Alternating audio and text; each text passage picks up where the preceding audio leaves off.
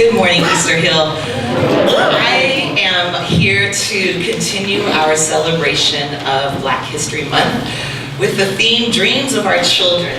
For the next few minutes, I'd like to introduce you to the work of an organization that's based in Oakland called the Education Trust West.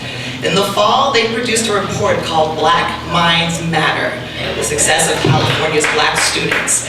And what I'd like to do is to share some highlights from the report, which possibly could be considered lowlights, some things that might impact the data, and some hope that we can all put our faith in as we move forward.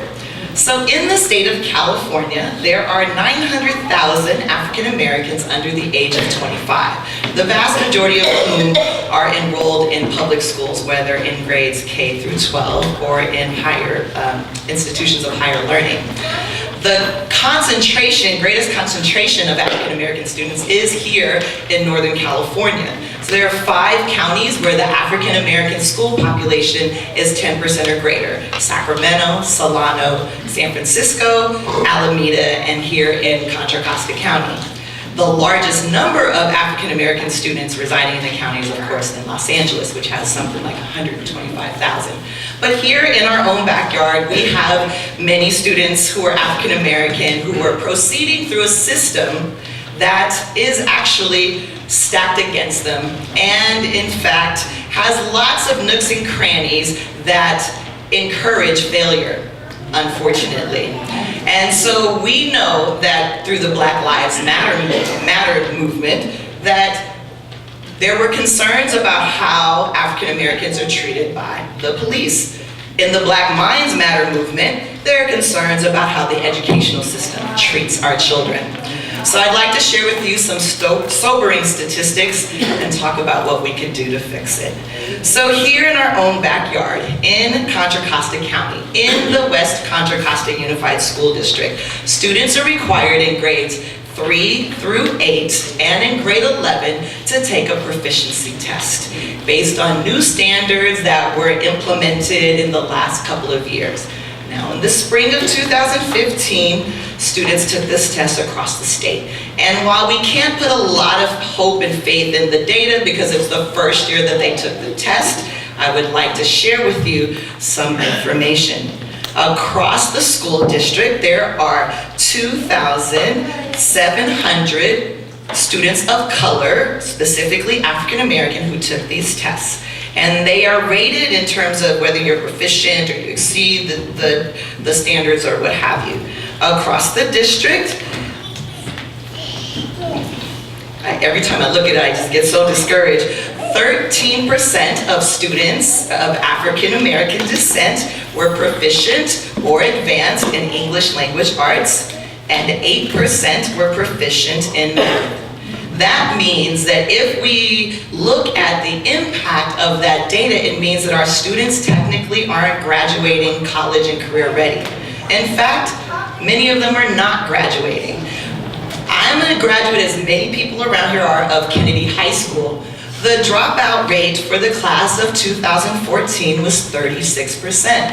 That means that only 64% of African American students who started in the 9th grade finished with a diploma in the 12th grade. These are numbers that are not acceptable for us, and they shouldn't be acceptable for anybody who is of goodwill.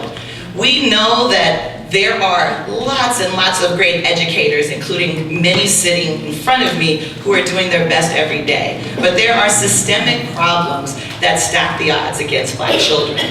We have all sorts of systems, from how students are assigned to schools to how teachers are recruited to work in schools. We know that sometimes the least experienced teachers get placed in some of our toughest schools with very little support and very little incentives to be successful. We also know that our students, because of situations in their families, are more likely to be chronically absent, and because of school policies, therefore more likely to be placed in special education, more likely to be suspended, more likely to be held back a grade, and I could go on and on. But it's not because our students can't. It's because we're not giving them the conditions for success. And the purpose of this report, Black Minds Matter, is to talk about promising practices that can help place our children on a trajectory to success. And you'll be happy to know, Easter Hill, that we are a part of some of those initiatives. For example, you'll remember the Super Sunday project where representatives from the California State University system come to churches in the African American community and start to introduce our children to the promises of the 23 campuses of the CSU. That project has been cited as a promising practice. Another promising practice that Easter Hill participates in is the Summer Algebra Institute, where once again we look for children in the community who need extra support in math, have them come here for the summer to engage in day-long, culturally relevant math experiences. We also have, I don't know, Zach is probably within earshot. Zach, for many, many moons, has been a one-man tutoring service here on Saturdays, supporting anyone who walks in the door who needs help.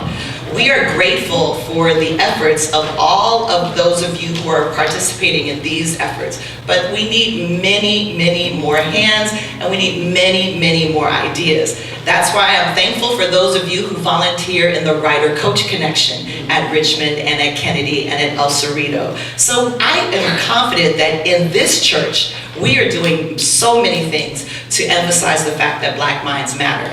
But we have to do more, because even after children finish high school, they don't finish college. Recent statistics show that for students who entered college as a freshman in 2008, after 6 years, for those who started in a community college, only 37% of them graduated with a 2-year degree after 6 years.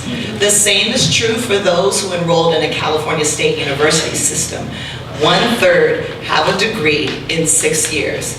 The stats are much better for the University of California, where 73% of Black students finish with a degree after 6 years, but only 2% of the students at UC campuses are Black.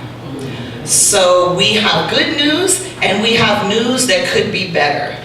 Easter Hill, I challenge you as we consider how we can make a difference so that everyone knows that Black minds matter. I encourage you to visit a website, edtrustwest.org, where you can find more information about this initiative, promising practices across the state, and recommendations on what we need to do to influence our district leaders and our policymakers in Sacramento so that they can help us improve futures for our students. Because we really do believe, and in our hearts pray, that these systems will be dismantled so that all will know how much Black minds matter. Thank you.